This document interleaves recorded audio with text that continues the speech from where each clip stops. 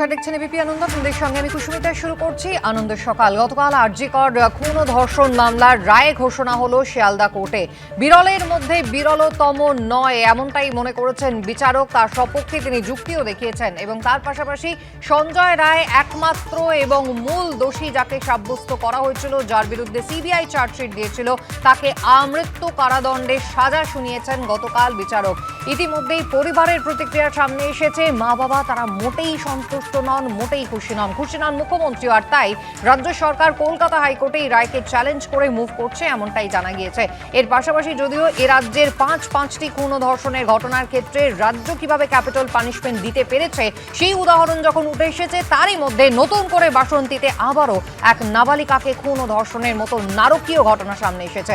আলোচনা করবো সব নিয়ে। যারা রয়েছেন প্রথমে পরিচয় করিয়ে দিই। মণিশঙ্কর চট্টোপাধ্যায় রয়েছেন সর্বরী মুখোপাধ্যায়, চয়ন ভট্টাচার্য এবং ডক্টর সৌরভ রয়। সবাইকে স্বাগত জানাই। শুরুতেই আপনাদের একবার দেখিয়ে দিই গতকাল ঠিক কি নির্দেশ দিলেন শিয়ালদা আদালতের বিচারক অনির্বাণ দাস। চিকিৎসক ধর্ষণ খুনে সিভিক ভলেন্টিয়ারের আমৃত্যু কারাদণ্ড তিনি দিয়েছেন। এই ঘটনা বিরলের মধ্যে বিরলতম অপরাধ নয় এমনটাই বলেছেন বিচারক। নিহত চিকিৎসকের পরিবারকে 17 লক্ষ টাকা আর্থিক সাহায্যের নির্দেশ দেওয়া হয়েছে। পরিবার আর্থিক সাহায্য নিতে রাজি নয় এমনটাই জানিয়েছেন। তবে যেহেতু কর্মরত অবস্থায় কর্মস্থলে চিকিৎসকের মৃত্যু হয়েছে, তাই রাজ্যকেই আর্থিক সাহায্য নিয়ম অনুসারে দিতে হবে এমনটাই আদালতের নির্দেশ। আর তারা যদি না নিতে চান সেক্ষেত্রে তারা কি করবেন সেটা একেবারেই তাদের সিদ্ধান্ত। তবে যে 3টে ধারা আনা হয়েছে যাতে দোষী সাব্যস্ত করা হয়েছে সিভিক ভলেন্টিয়ার সঞ্জয় রায়কে, বিএনএস এর 64 ধারা ধর্ষণের অপরাধ, বিএনএস এর 66 নম্বর ধারা ধর্ষণের সময় এমন আঘাত করা যাতে মৃত্যু হতে পারে, এবং বিএনএস এর 103 1 অর্থাৎ খুন, 3টেতেই কিন্তু দোষী সাব্যস্ত হয়েছেন সিভিক ভলেন্টিয়ার সঞ্জয় রায় এবং তাতেই তার আমৃত্যু কারাবাসের নির্দেশ আদালতের।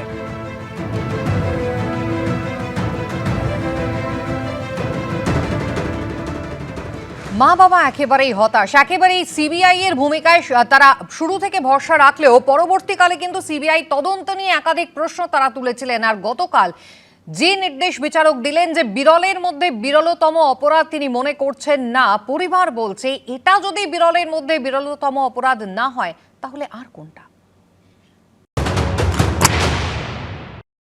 এটা যদি রেয়ার কেস না হয় তাহলে কোনটা রেয়ার কেস হবে? আমার মেয়ে একটা সরকারি হসপিটালে কর্তব্যরত ডক্টর এবং তার সেদিন 36 ঘন্টা ডিউটি ছিল। সে মানুষের প্রাণ বাঁচাতে গিয়ে সেই তার কর্মস্থলে ধর্ষিত হলো, খুন হলো। এটা যদি রেয়ার কেস না হয়, সিবিআই সেই তথ্য প্রমাণ আনতে পারেনি সামনে, সেই জন্যই এটা সিবিআই ব্যর্থতা বলে আমি মনে করব। আপনারা পরিষ্কার বলেছিলেন আগে বিচার পাই তারপরে ক্ষতিপূরণের প্রসঙ্গ। আজকে মাননীয় বিচারক যখন 17 লক্ষ টাকা ক্ষতিপূরণের কথা বললেন, আপনারা এজলাসে বসে বললেন যে ক্ষতিপূরণ চাই না, বিচার চাই। এই ক্ষতিপূরণ কেউ করতে পারবে না। আমার ভগবান আমাকে একটা ডায়মন্ড দিয়েছিলেন, সেটা আমি রাখতে পারিনি। আমাকে এই সমাজ চোখে আঙুল দিয়ে দেখিয়েছে শুধু মেধা থাকলেই সন্তানকে ডাক্তার ইঞ্জিনিয়ার বানানো যাবে না, তাতে বাবা মারও প্রভাবশালী হতে হবে। আমি প্রভাবশালী নই হয়তো, সেই জন্যই আমি আমার ডায়মন্ড ধরে রাখতে পারিনি। আমি যদি আজকে হয়তো কোনো প্রভাবশালী হতাম, হয়তো আমার মেয়েকে কেউ ছুঁয়ে দেখার সাহসও দেখাতো না। আজকে আমরা অতি সাধারণ, তাই আমার মেয়েটাকে তার কর্মস্থলে প্রাণ বিসর্জন দিতে হয়েছে এইভাবে নৃশংসভাবে। বাবা মা একেবারেই ভেঙে পড়েছেন মানসিকভাবে। তবে লড়াই তারা ছাড়বেন না, কারণ আন্দোলন কিন্তু পথে চলবে। জুনিয়র ডাক্তার থেকে শুরু করে চিকিৎসক সংগঠন, নার্সদের সংগঠন এবং নাগরিক সমাজের একাংশ তারা কিন্তু জোর গলায় কথা বলছেন। আমি ডক্টর সৌরভ রায়কে দিয়ে আলোচনা শুরু করব। ডক্টর রায়, আমরা জানি যে বিচারক তিনি যখন কোনো নির্দেশ দেন সেটা অবশ্যই তথ্য প্রমাণের ভিত্তিতে তদন্ত যেভাবে এগিয়েছে তার প্রেক্ষিতেই কিন্তু সেই সিদ্ধান্ত, সেই রায়টা তিনি শোনান। কিন্তু এক্ষেত্রে যে তথ্য প্রমাণ লোপাটের অভিযোগ উঠেছিল রাজ্য পুলিশের বিরুদ্ধে, সিবিআই যে অভিযোগ করেছিল এবং তার পাশাপাশি তার সত্ত্বেও তারা এই দীর্ঘ তদন্তে কি কি পেল সেটাকে কোথাও আদালতের সামনে যথাযোগ্যভাবে প্লেস করতে পারল না, সেই কারণে এই ঘটনা বিরলের মধ্যে বিরলতম বলতে পারলেন না বিচারক।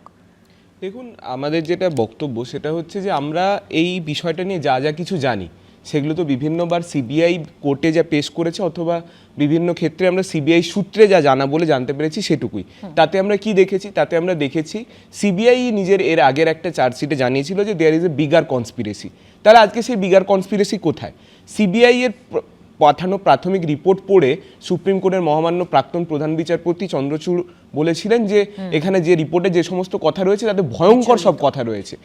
তাহলে যেখানে সেটাকে ভয়ঙ্কর সব কথা মনে হলো, যেখানে আরেকজন সুপ্রিম কোর্টের মহামান্য বিচারপতির মনে হলো যে তার দীর্ঘ এতদিনের জীবনে তিনি এরকম দেখেননি, সেখানে সেটা ডাইলিউটেড হয়ে এই জায়গায় কি করে পৌঁছলো যে শিয়ালদা কোর্টের মহামান্য বিচারপতির মনে হলো যে এটা বিরলের মধ্যে বিরলতম ঘটনা নয়। আজকে আমরা তো কেউ না, ওনার বাবা মা, অভয়ার বাবা মা, কাকু কাকিমা যেগুলো বলছেন, আমি সেই কথাটাই আবার মনে করাতে চাইবো যে 36 ঘন্টা ধরে উনি ডিউটি করেছেন, ওটা ওনার কাছে দ্বিতীয় ঘর ছিল। আমাদের সবার কাছে আরজি কোর্টটা দ্বিতীয় ঘর। সেখানে একজন পুলিশ প্রতিনিধি, এখন তো বলা হচ্ছে সঞ্জয় রায় অপরাধী, তাহলে একজন পুলিশ প্রতিনিধি এই অপরাধটা করলো, এবং এত ভয়ঙ্কর অপরাধ ওই পিএম রিপোর্ট পড়লে, পোস্টমর্টেম রিপোর্ট পড়লে মনে হয় যে ওনাকে একটা গণপিটুনির মধ্যে দিয়ে যেতে হয়েছে। তারপরে কেন্দ্র রাজ্য সমস্ত জায়গায় এই ঘটনাটাকে যেভাবে ধামাচাপা দেওয়ার চেষ্টা হলো, এটা কি করে বিরলের মধ্যে বিরলতম অপরাধ নয়। আমরা কি কি দেখেছি? আমরা দেখেছি সিএফএসএল এর রিপোর্ট, সেখানে বলা হয়েছে যে এটা হয়তো অন্য জায়গায় হয়েছে, হয়তো একজন করেনি, সেপ্টেম্বর মাসের রিপোর্ট। আমরা দেখেছি ডিএনএ রিপোর্ট যেটা আছে তাতে বলা হচ্ছে যে প্রাইভেট পার্টসের মধ্যে, নিপেলের মধ্যে কন্টামিনেশন রয়েছে, অর্থাৎ একাধিক জনের ডিএনএ স্যাম্পল পাওয়া যাচ্ছে, অথচ সেদিন রাত্রে যারা ডিউটিতে ছিল তাদের ডিএনএ ম্যাচিং এখনো পর্যন্ত হয়তো করা হয়নি। আমরা দেখতে পেয়েছি যে পোস্টমর্টেম রিপোর্ট, তার এখনো ভিসেরা রিপোর্ট পেন্ডিং রয়েছে। আমরা দেখতে পেয়েছি সিসিটিভি রিপোর্টে 68টা মুভমেন্টের কথা বলা হয়েছে, 68 জন ওখানে ঢুকেছে বেরিয়েছে, যার মধ্যে কেউ ডাক্তার ছিল, কেউ নার্স ছিল, কেউ আবার খালি গায়ে ঘুরে বেড়াচ্ছে। তাহলে একা সঞ্জয় রায় ছাড়া আর কাউকে আইডেন্টিফাই করা গেল না। প্রথম 4-5 দিন ধরে যে তদন্ত চলেছিল, স্বাভাবিকভাবেই আমরা সেটা নিয়ে খুশি হতে পারিনি, কারণ সেখানে আমরা কলকাতা পুলিশের যে ধরনের কাজকর্ম দেখেছিলাম তাতে আমাদের দিক থেকে মনে হয়েছিল যে ভীষণ বড় ফাঁক থেকে যাচ্ছে, যেটা পরে আমরা কাকু কাকিমার কাছ থেকেও শুনতে পেয়েছি। শুধু আমাদের যে সেটাই ফাঁক থেকে যাচ্ছে মনে হচ্ছে তা নয়, আমরা যখন সেই কথাটা নিয়ে মহামান্য কলকাতা হাইকোর্টের কাছে গেছিলেন, তিনি তখন সিবিআই এর হাতে তদন্তভার তুলে দেন। আমরা কিন্তু চেয়েছিলাম যে জুডিশিয়াল এনকোয়ারি হোক, বিচার বিভাগীয় তদন্তের দাবি আপনারা জানিয়েছিলেন। তাহলে সেই সিবিআই এর হাতে তদন্ত যাওয়ার পরে 4 মাস ধরে তদন্ত করার পরে আমরা দেখতে পেলাম যে কলকাতা পুলিশের তদন্তে আমরা খুশি ছিলাম না, তারই একটা কার্বন কপি আজকে আমাদের হাতে। আমি এই জায়গায় সর্বরিদির কাছে যাই, নিঃসন্দেহে সর্বরিদি বলবেন আমি সিবিআই এর মুখপাত্র নই, কিন্তু তার পাশাপাশি এই প্রশ্নগুলোর সম্মুখীন তো হতেই হবে সর্বরিদি। আজকে আমি, আপনি সহ জুনিয়র ডাক্তাররা যারা তার একেবারে দীর্ঘদিনের সহযোগী, মা বাবা সকলেই যেটা খুব সাধারণ কিছু প্রশ্ন যেটা আমাদের সকলের মনে আসছে, লুপহোলস গুলো যেখানে একেবারে স্পষ্ট, একেবারে পরিষ্কার, সিবিআই এর মতো একটা সুপ্রিম, একটা এলিট, একটা তদন্ত সংস্থা, তারা যেখানে সুপ্রিম কোর্টের মনিটরড হয়ে যারা কাজ করছে, তারা কিন্তু সেই কোনো তথ্যই সামনে আনতে পারলো না। তাহলে খুব স্বাভাবিকভাবেই এখানে সেটিং তথ্য সামনে আসবে না, কুসুমিতা, আর বিশেষত অতীতের অভিজ্ঞতা যদি মাথায় থাকে। কুসুমিতা, আমি জানি না, কিন্তু আমি ওর বাবা মায়ের সঙ্গে আছি, এবং তার জন্যে যদি সিবিআই এর বিরুদ্ধে কোনো কথা, কোনো আবার নতুন করে কোনোভাবে যে প্রশ্নের উত্তর পাওয়া গেল না সেটা হাইকোর্টে তুলে সেইখান থেকে উত্তর চাওয়া হয়, আমি ওর বাবা মায়ের পাশে দাঁড়িয়ে আছি। কারণ আমার কাছে এই প্রশ্নেরও কোনো উত্তর নেই যে অস্বাভাবিক মৃত্যু, প্রমাণ লোপাটের চেষ্টা, সঠিক সময়টা, মৃত্যুর সঠিক সময়টা, সেইটা নিয়ে সারা পৃথিবীতে কেউ দেখেনি যে বডি পাওয়া হয়ে গেছে, বডি রিকভার হয়ে গেছে, বডি পোস্টমর্টেম হয়ে গেছে, বডি দাহ হয়ে গেছে, তারপরে এফআইআর হয়েছে। এটা কেউ দেখেনি। তারপরেও যখন বিচারপতিকে বলতে হচ্ছে যে বিরলতম কেস নয়, তখন তার উত্তরটাও বিচারপতিকেই দিতে হবে থ্রু কোর্ট। আমিও অভয়ার বাবা মায়ের সঙ্গে আমার যতবার কথা হয়েছে, আমি প্রত্যেকবার ওনাদের বলেছি সেখানেই তো সিবিআই এর ফল্ট, কিন্তু সেখানেই তো প্রশ্নটা উঠছে যে তাহলে সেদিন ঘটনাস্থলে কারা কারা ছিল, যে নামগুলো উঠে এসেছিল তাদেরকে কেন ডেকে জিজ্ঞাসাবাদ করা হলো না, সেদিন প্লেস অফ অকারেন্স কেন কর্ডন করা হয়নি, সেমিনার রুমে কেন ভাঙচুর চালানো হয়েছিল, কি উদ্দেশ্য ছিল, সেগুলো নিয়ে কতটা তদন্তের কাজ সিবিআই করেছে। একটা যে তথ্য প্রমাণ লোপাটের অভিযোগে যে দুজনকে গ্রেফতার করা হয়েছিল, কি কারণে 90 দিনটাও যথেষ্ট নয় চার্জশিট দেওয়ার জন্য, সেই উত্তরকে সিবিআই কে দিতে হবে না? একদম দিতে হবে, একদম দিতে হবে।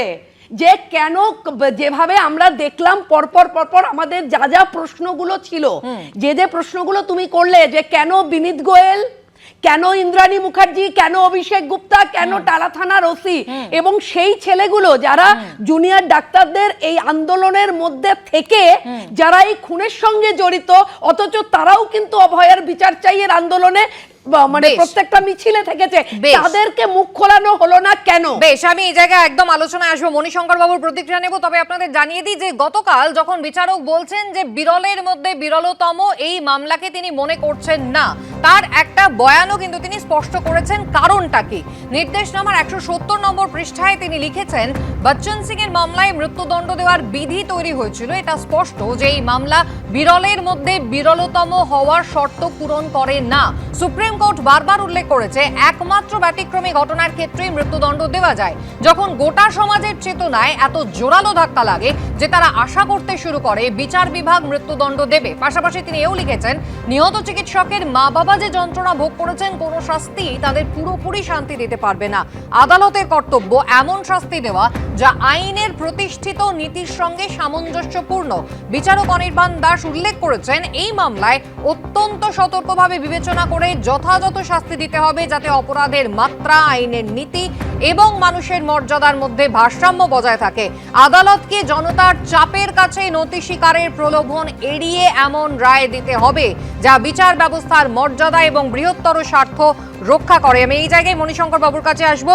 একটা লাইন এখানে খুব ইন্টারেস্টিং, সেটা হচ্ছে এই মামলা যে বিরলের মধ্যে বিরলতম হওয়ার শর্ত পূরণ করেনি এবং সেই কারণেই ফাঁসি নয় আমৃত্যু কারাবাসের নির্দেশ দেওয়া হয়েছে সঞ্জয় রায়কে। এখানেই তো প্রশ্ন, বিরলের মধ্যে বিরলতম হতো তখনই যখন উপযুক্ত তথ্য প্রমাণগুলো পাওয়া যেত। তাহলে রাজ্য সরকারের পুলিশ 4 দিন ধরে যে গোল্ডেন আওয়ারটা তারা পেয়েছিল, সেই সময় তারা কি করেছিল, এই প্রশ্ন তো উঠবে। রাজ্য সরকার আজকে এই রায়কে পছন্দ করছে না, তারা কলকাতা হাইকোর্টে যেতে চাইছে, কিন্তু অপরাধের এই দায়িত্বের ভাগিদার কি তারা নয়?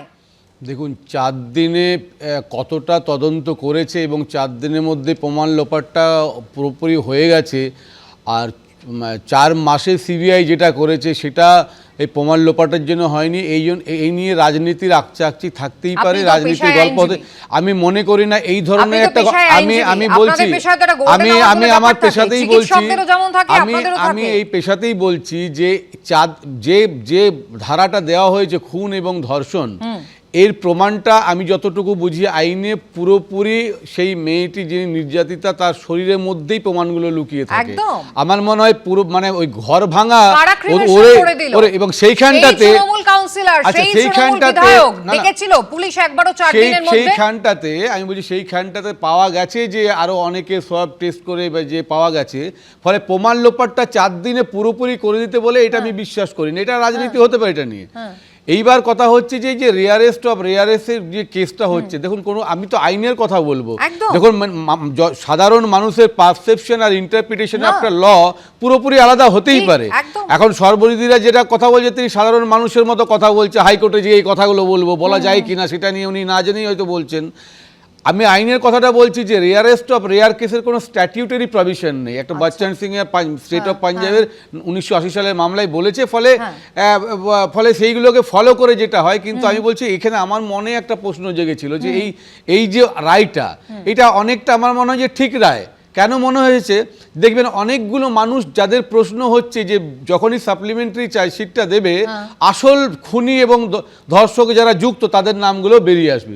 সত্যি সত্যি যদি সেরকম কিছু বেরিয়ে আসে এক্সপার্টাইজেশন দিয়ে, তাহলে তখন যদি মনে হয় যে সত্যি সত্যি আসল খুনিটা সঞ্জয় নয় আরো কাছে, তার সঙ্গে একটা ইন্টারাকশনের কিন্তু ব্যবস্থা থাকলো, সেটাও কিন্তু করতে পারবে। কিন্তু আমার মনে হয় কিন্তু সঞ্জয় অত্যন্ত পজিটিভলি দেখছেন। বেশ, বিরুদ্ধে যেগুলো পাওয়া গেছে কিন্তু এখনো পর্যন্ত সিবিআই চার্জশিটে যা দেখাতে পেরেছে তাতে সত্যি সাপ্লিমেন্টারি চার্জশিটে সিবিআই সত্যি কতটা কি সামনে আনতে পারবে সেটা নিয়ে কিন্তু বড় সড় প্রশ্নচিহ্ন সকলের মুখেই রয়েছে। আরজি কর কাণ্ডে গতকালই একেবারে রায় ঘোষণা করেছে শিয়ালদা আদালত, যেখানে দোষী সাব্যস্ত করা হয়েছিল সঞ্জয় রায়কে শনিবার, এবং গতকাল রায় শুনিয়েছেন, সাজা শুনিয়েছেন শিয়ালদা কোর্টের বিচারক, যেখানে আমৃত্যু কারাদণ্ডের কথা বলা হয়েছে। তবে বিরলের মধ্যে বিরলতম অপরাধ নয়, ফাঁসির শাস্তি নয়। এই নিয়ে রাজনৈতিক মহল কিন্তু একেবারে তোলপাড়। মানুষ এই রায়ে খুশি নয়, এবং আমিও একজন মানুষ যার হুঁশ আছে, সেই তো মানুষ। সমাজ, পরিবার কেউ খুশি নয়। 30টা পয়েন্ট বলেছে যাতে আরো অনেকে যুক্ত থাকার সম্ভাবনা সিবিআই ওপেন রেখেছে চার্জশিটে। কিন্তু সিবিআইটা বিষয় নয়, বিষয়টা হচ্ছে বিচারপতির হাতে যে ক্ষমতা ছিল তাতে তিনি ক্যাপিটাল পানিশমেন্ট চার্জ ফ্রেম করেছিলেন শনিবার। তার দুটো জিনিস ছিল, একটা হচ্ছে তিনি তাকে মৃত্যুদণ্ড দিতে পারতেন অথবা যাবজ্জীবন। তিনি যাবজ্জীবন কারাদণ্ড দিয়েছেন, সেটা তার এখতিয়ার, আমি সেটা নিয়ে প্রশ্ন করছি না। তো আমি বলি সমাজ, জনগণ, পরিবার কেউ এই রায়ে খুশি নয়, আমি ব্যক্তিগতভাবে খুশি নয়। এই রকম যে এদের জীবজন্তুর সঙ্গে তুলনা করা মুশকিল, এসব লোককে ক্ষুধার্ত নেকড়ের সামনে ছেড়ে দেওয়া উচিত।